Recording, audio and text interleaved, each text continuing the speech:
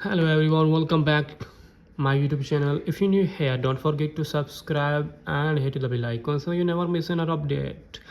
Let's get start the video without wasting your time. So guys, how to change Gmail account password on your phone and without phone number and email.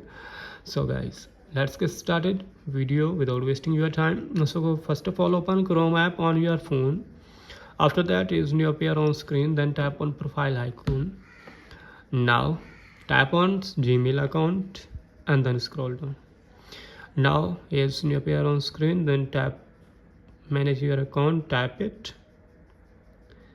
So here's new appear on screen, then scroll down, tap security and sign in. After that scroll down and tap on password. So guys, waiting a few seconds and is new appear on screens on your phone. So wait a few seconds. So guys, tap continue. So wait a few seconds. Now we can see it's asking enter passcode. Dial tap on passcode, then scroll down and confirm passcode, and then scroll down and tap on change password. After you are change password on Gmail. So guys, if you have any problem, tell in the comment. I help you. Please subscribe to my YouTube channel. Thanks for watching videos. Thank you.